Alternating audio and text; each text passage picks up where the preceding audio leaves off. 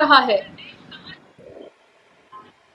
देखिए, जो लोग इस वक्त सत्ता में हैं दिल्ली में, और वो जिस मूल विचारधारा से आते हैं, उसमें कट्टरता, हिंसा, नफरत, तनाव और अपमान, ये उनके मूल विचारधारा में है।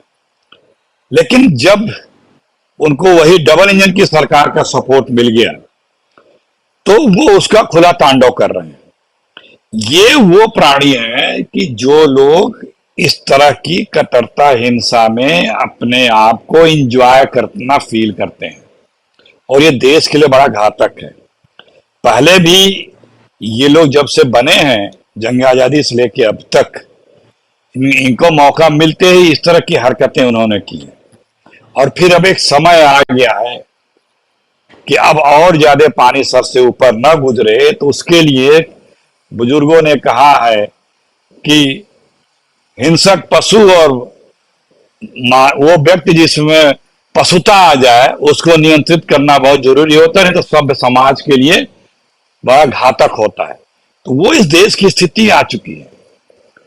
लोग, हम, हिंदुस्तान बड़ा शांतिप्रिय देश रहा है, वसुधैव कुटुंबकम की विचारधारा पे चलता गया है।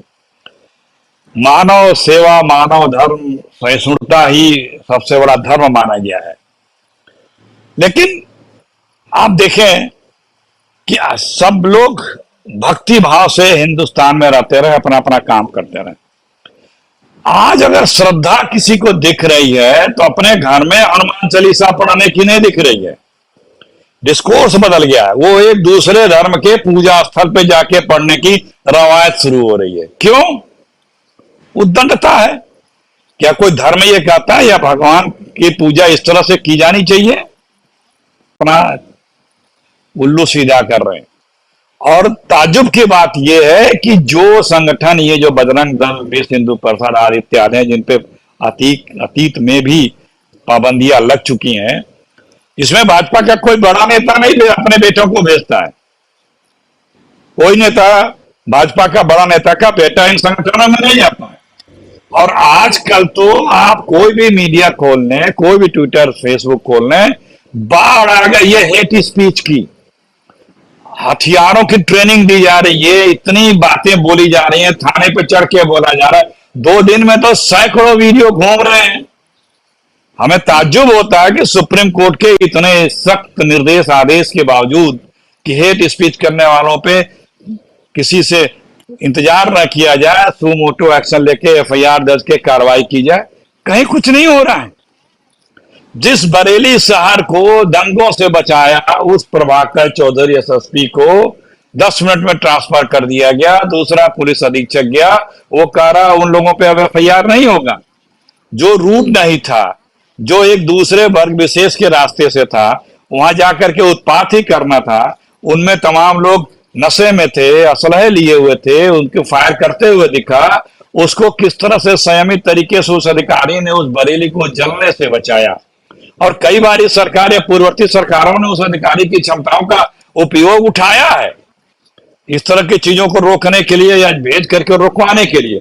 लेकिन यहां आज इस तरह की क्षमताएं इस डबल इंजन की सरकार में, वो निगेटिविटी है, वो एंटी नेशनल है। आज नेशनल वही है कि जो इन्हें फ्री छूट दे दे एक बार विशेष को तांडव करने के लिए। हम कहा जा रहे हैं? ट्रेनों में आदमी सुरक्षित नहीं है, बस में सुरक्षित नहीं है, चारों तरफ गुस्सा, आतंक, कोई भी अनहोनी की शंका। इन तमाम चीजों का हल तो सियासी हल ही है में आती है। तो इस तरह के उद्दंडी प्रवृत्ति के लोगों का मनोबल नहीं बढ़ने पाता, ये तो तय है। आप कर्नाटक में ही देख लें, जहां पे रोजाना इस तरह की उछल कूद करती थी यही हनुमान सिंह संगठन, लेकिन वहां एक इंजन बदल गया तो अब काफी कुछ नियंत्रण में है। लेकिन ये जब तक सरकार है एक दूसरे इंजन की, कांग्रेस की, तब तक ये है। जैसे उनकी सरकार आ जाएगी, फिर वो तांडव करने लगे। इसका हल एक ही है, अस्थायी निराकरण। अस्थायी निराकरण के लिए देश के सारे राजनीतिक दलों और देश के सब बुद्धिजीवी से लगाए हर वर्ग के वोटरों को ये समझना होगा कि अब तो भैया आंख खोलो। डबल इंजन का मतलब है आगजनी, लूट, हिंसा, कट्टरता, बैर, सांप्रदायिकता। ये इस देश को नहीं चाहिए। इस देश को प्यार चाहिए, मोहब्बत चाहिए, लोगों को आपस में मिल के चलने वाली गंगा जमुनी तहजीब चाहिए, वो चाहिए।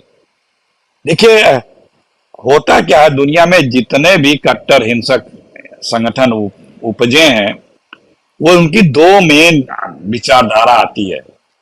एक, वो अपने आप को कहते हैं हम राष्ट्रवादी हैं, दूसरा कहते हैं मेरा धर्म खतरे में है। लेकिन वो भी ये छल के रूप में प्रयोग करते हैं, क्योंकि जहां भी अगर आप उनसे असहमत हुए, भले उसी धर्म के हों और उसी देश के हों, वो आपके साथ भी उसी तरह व्यवहार करने लगते हैं।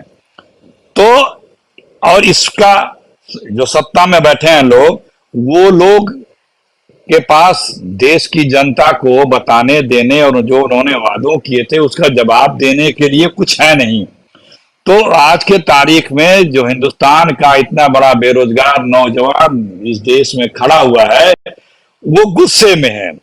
अब उसका गुस्सा सरकार के तरफ मुड़े, इसलिए उस गुस्से को किसी और के तरफ चालाकी से मोड़ दो।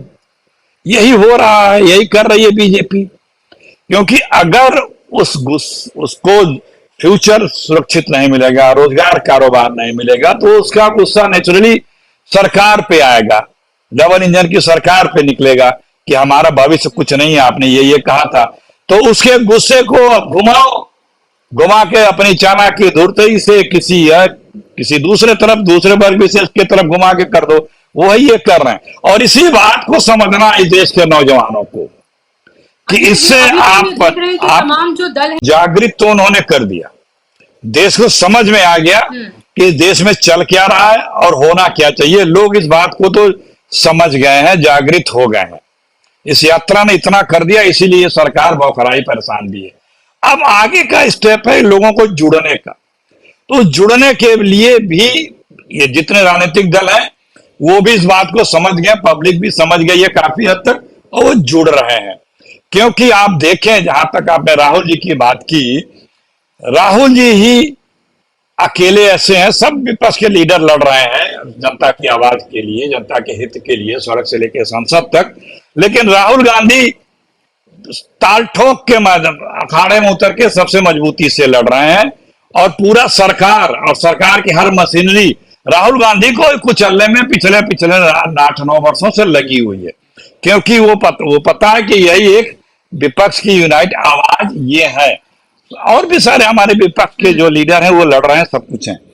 जहां तक रही बात आपने, तो जैसे ये हुआ कल परसों, देखिए अभी संसद चल रहा है, तो जब संसद चलता है तो संसद से अच्छा आंदोलन का या बात उठाने का कोई फोरम नहीं होता है। संसद नहीं चलती है तो सड़क पे ये चीजें होती हैं। तो संसद में बातें उठ रही हैं। संसद में राहुल जी तो नहीं है, लेकिन हमारी पार्टी खड़गे जी पूरा जोरदारी के साथ हर बात को उठा रहे हैं, रख रहे हैं। राष्ट्रपति से अपॉइंटमेंट मांग करके पूरे डेलीगेशन के साथ जा करके इसकी बात को उठाया है उन्होंने। दूसरी, राहुल जी भी सड़क पे आते हैं, लड़ते हैं। उन्होंने बताया किस तरह से, हमने पहले कहा था कि पेट्रोल तो केरोसिन तो छिड़की चुके हो, अब आग लगा रहे थे, चले जा रहे हो। कल उन्होंने इस बात को ट्वीट करके दोबारा उस चीज को याद भी दिलाया, और वही हो रहा है जो राहुल जी ने कहा था, अब बहुत मुद्दों पे कहा था, वही हो रहा है। इन लोगों की परेशानी यही है कि राहुल गांधी एक विजन वाले लीडर हैं।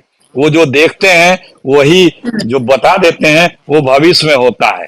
तो इससे कोई विजन वाला हो, उससे ये जो टेलीविजन वाले साहब है, ये इसीलिए उन लोगों से नफरत करते हैं, क्योंकि इनके पास अपना एक टेलीविजन है। विजन के नाम पे जीरो है, टेलीविजन पे ही दिखते हैं। तो जो टेलीविजन वाले साहब हैं वो विजन वालों से हमेशा नफरत करते रहते हैं। लेकिन इस देश को विजन के लोगों ने आगे बढ़ाया और बढ़ाएंगे, और इस देश के लोग विजनरी हैं, ऐसा भी नहीं है। बहुत चंद लोग हैं, वो भी बहुत जल्द समझ जाएंगे कि ये हितकारी नहीं है, देश हित राष्ट्र हित में। करते रहो, आप लाख कोशिश करोगे, जल्दी से उनको समझ में आ जाएगा। और इस देश को बनाना है, इस देश को बर्बाद नहीं करना है, और सबको मिलकर बर्बाद होने से बचाना है। आज जो मीडिया की बात आपने की, कुछ लोग लगाव में है, कुछ लोग दबाव में है, और ये पहली बार नहीं हो रहा है। ईस्ट इंडिया कंपनी जब थी तो उस वक्त भी जो जंग आजादी की लड़ाई लड़ी जा रही थी, आज की केंद्र की सरकार को हम ईस्ट इंडिया कंपनी पार्ट 2 कहते हैं। तो जब ईस्ट इंडिया कंपनी पार्ट 1 थी तो उस वक्त भी जो मेन स्ट्रीम के मीडिया थे वो सब ईस्ट इंडिया कंपनी के साथ थे। आज जो राष्ट्रभक्त या जो देश हित की बात करने वाली मीडिया थी वो सब छोटे छोटे अखबार, एक हफ्ते वाले, 10 दिन वाले, 5 दिन वाले, 15 दिन वाले, रोज वाले 1 या 2 पन्ने से कर। आज भी जो विश्वसनीय मीडिया है वो जनता की बात उठा रहा है, वो अपनी आवाज उठा रहा है। लेकिन जो गोदी मीडिया है वो ईस्ट इंडिया कंपनी के साथ है। तो वो राष्ट्र के जो गोदी मीडिया है वही हाल है उनका ऐसी भी। ऐसी ईस्ट इंडिया वो राष्ट्र की आवाज नहीं है के वो। साथ हैं। ऐसे चैनल्स पर तो आपको जाना नहीं चाहिए। कांग्रेस को और कांग्रेस के नेताओं को अवॉइड करना चाहिए। ऐसे चैनल्स को आप लोगों को एड्स देना बंद करना चाहिए। जो आपसे ऐड के पैसे लेते हैं, आपको ही बिठाते हैं और आपके नाम पर ही नफरत फैलाते हैं। देखिए, आपकी बात सही है। कई बार हम लोगों ने कई चैनलों को बैन अभी भी कर रखा है, नहीं जाते हैं। पहले भी कई चैनलों को बैन कर रखा था। सुनने में आ रहा है कि इन जो हमारी पार्टियां हैं जो बैठी थी तो इन लोगों ने कुछ चैनलों पे इस तरह के बैन न जाने की बात की है। ये बड़ा डिबेटेबल और ग्रे एरिया है, क्योंकि हम वन साइडेड छोड़ें इस उससे बेहतर कभी कभी लोग का सोचते हैं कि कुछ जाके कुछ तो अपनी बात रखी जाएगी, कुछ तो देखेगा, वन वे जा रहे। लेकिन ये आपके बात में भी आधार है और दम है। अब देखें, ये काफी बड़ा लोगों को मिल करके इस टाइप के डिसीजन लेना है। लेकिन हम सब यही कहते हैं कि जो मीडिया की भूमिका इस राष्ट्र के लिए होनी चाहिए थी, आज वो गोदी मीडिया नहीं निभा रहा, इसीलिए उन पे कोई विश्वास नहीं कर रहा है। आप जैसे लोग जो साइडलाइन अपना इंडिविजुअल कर रहे हैं, उनकी विश्वसनीयता कहीं कई गुना ज्यादा है, कहीं गुना ज्यादा। जो मीडिया सरकार के चरणों में लेटी नहीं है, उनकी विश्वसनीयता इस देश में सबसे ज्यादा है। लोग उन्हीं पे यकीन कर रहे हैं, उनकी बातों को सुन रहे हैं, उनकी आवाज पे अमल कर रहे हैं। विश्वसनीय इस तरह से जो तमाम चैनल्स हैं, यूट्यूब चैनल्स हैं, पत्रकार हैं, इस टाइप के लोग, क्योंकि वो इस देश के हित की बात कर रहे हैं, वो किसी का माउथ पीस नहीं बने हैं।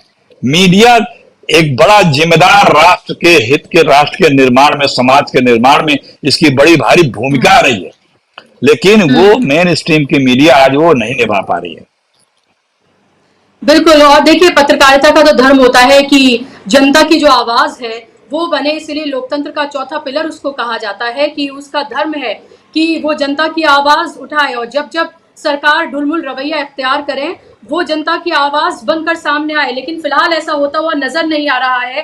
चंद ऑल्टरनेटिव मीडिया जिस तरह का डीबी लाइव है, जो लगातार जनता की आवाज बनता रहा है और आगे भी बनता रहेगा, इसी तरह की चंद सिर्फ अब चैनल जो हैं बचे हैं। और राहुल गांधी का जो ट्वीट आया वो एक बार पढ़ के मैं जरूर